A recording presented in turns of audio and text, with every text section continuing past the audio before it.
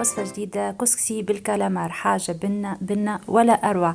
دونك حبيت نبارتاجي معاكم الطريقة بالتفصيل. كيما تشوفوا لهنا نودكم ولا نشهيكم، حبيت نوريكم البلان تاعي كيف زينته. دونك اول حاجه عندي لهنا نص ربطه سلق، وعندي نص ربطه معدنوس. لهنا عندي الكلامار مكنجل، وعندي صبايع قرنيط باش نزيد نفوح بيه مع الصوابع نتاع القرنيط. لهنا بالنسبه للتوفيح نتاعي عندي فلفل احمر، عندي فلفل اكحل، ملح، كركم، نعناع وتبل وكرويه. لهنا عندي شويه بصل اخضر ومغرفه صغيره ثوم. كعبات الكلامار نظفتهم، وهذوكم الصوابع نتاع الكلامار وصبايع القرنيط. لهنا الخضره نتاعي باش نزيد نفوح، عندي نص كاس روز مغسول وشويه زيت زيتونه. دونك باش نبدا نفوح الكلامار. لهنا حطيت هذيكم الصوابع اللي قصيتهم، البصل ومغرفه صغيره ثوم، زيت زيتونه، مغرفه صغيره فلفل اكحل، ربع مغرفه صغيره نعناع، مغرفه صغيره كركم، ونص مغرفه صغيره فلفل اكحل، ومغرفه صغيره فلفل احمر، والملح بالطبيعه. لهنا خلطت الميلونج نتاعي باش نكمل نضيف الخضره، وحطيت كيف الروز. دونك نخلطه مليح مليح، وباش نبدا نحشي كعبات الكلامار كيف ما تشوفوا بالطريقة هذه. تحاولوا تفخسيهم بالطريقة هذه.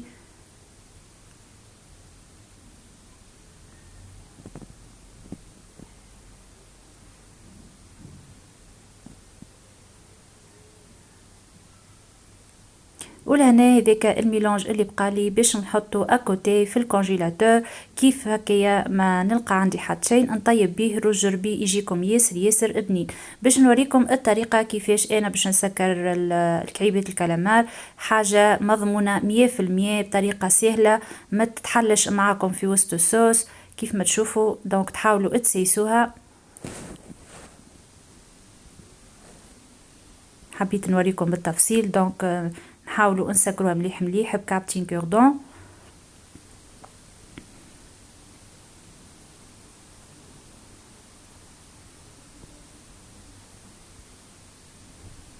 كيف الكعيبات الصغار زيد سكرتهم.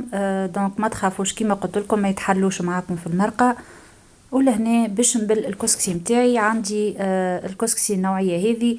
دونك على 5 كيسان كسكسي باش نحط عليهم كاس ماء، نبل بكاس ماء.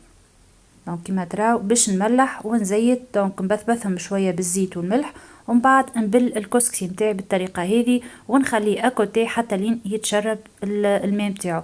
لهنا باش نبدا نقلي في المرقه. دونك عندي كعبه بصل حمراء، مغرفه كبيره طماطم معجونه، مغرفه صغيره ثوم. دونك نحاولوا نحلوا الطماطم باش نحط الحمص، وعندي كعبتين عود قرنفل هذوكم اللي باش يبنوا لنا الكسكسي نتاعنا بعد ما تقلل الطماطم. باش نمرق بشويه ماء بجوز تنبخ. نحط مغرفه كبيره كركم، ومغرفه صغيره فلفل اكحل، تبل وكرويه، والفلفل الاحمر. دونك نخليهم يتقليو شويه، ومن بعد نمرق المرقه نتاعي ونحط كعبات الكلامار ووصف الناريه ونخليهم كيف حتى لين يطيبوا. بعد ما يطيبوا نحط البطاطا والقراع، وهكايا الكسكسي متاعي يكون حاضر. ان شاء الله تكون عجبتكم الغوسيت وتجربوها. شهية طيبة للناس الكل. ما تنسيوش باش تعملوا جيم وبارتاج وبسلامة.